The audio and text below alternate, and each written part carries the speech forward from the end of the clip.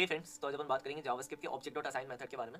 ये काफ़ी इंपॉर्टेंट है और बहुत ज़्यादा इंटरेस्टिंग है, तो इसको ध्यान से देखना। अभी यहाँ पे इसका यूज़ केस क्या होता है कि यार मर्ज करना, ये ऑब्जेक्ट्स को मर्ज करता है। मान लो आपके पास दो ऑब्जेक्ट्स हैं, आप चाहते हो कि एक की प्रॉपर्टीज दूसरे में कंबाइन हो जाए, या आप किसी दोनों ऑब्जेक्ट की प्रॉपर्टीज को मर्ज करना चाहते हो एक सिंगल ऑब्जेक्ट में, तो इस तरीके से आप ऑब्जेक्ट डॉट असाइन मेथड का यूज़ करके कर सकते हो। ठीक है, तो चलिए एग्जाम्पल लिखते हैं। यहाँ पे मैंने दो ऑब्जेक्ट्स लिए हैं, ऑब्जेक्ट 1 एंड 2। अब मैं इसको ऑब्जेक्ट डॉट असाइन मेथड इस पर लगा रहा हूँ। इसका फर्स्ट पैरामीटर होता है कि आप किस चीज़ में कॉपी करना चाहते हो। ठीक है, अब यहाँ पे कोई ऑब्जेक्ट भी हो सकता है। यहाँ पे मैंने अभी एम्प्टी ऑब्जेक्ट पास किया हुआ है। अब मैं इसमें कॉपी करना चाहता हूँ। ठीक है, और क्या कॉपी करना चाहता हूँ, ये मैंने सोर्सेज डाल दिए कि ऑब्जेक्ट 1 ऑब्जेक्ट 2 की प्रॉपर्टीज जो है वो मैं एम्प्टी ऑब्जेक्ट के अंदर डालना चाहता हूँ। तो उसने मुझे रिटर्न करके दे दिया और दोनों की प्रॉपर्टीज मर्ज करके दे दी। ठीक है, अब इसके अगर मैं ये पास नहीं करता तो ये फर्स्ट पैरामीटर क्या लेता है, जैसे कि मैंने बताया कि आपको किस में कॉपी करना है। तो अब ये क्या कर देता, ऑब्जेक्ट 1 में कॉपी कर लेता। तो अगर आप यहाँ पे ऑब्जेक्ट 1 को प्रिंट कराते हो, ठीक है, तो अब आपका जो ऑब्जेक्ट 1 होगा ना, वो उसी में ही मैनिपुलेट हो गई पूरी प्रॉपर्टीज। तो ऑब्जेक्ट 1 में ही इसकी जो सेकंड ऑब्जेक्ट 2 की प्रॉपर्टीज थी वो चली गई। तो इस तरीके से आप इसका यूज़ कर सकते हो।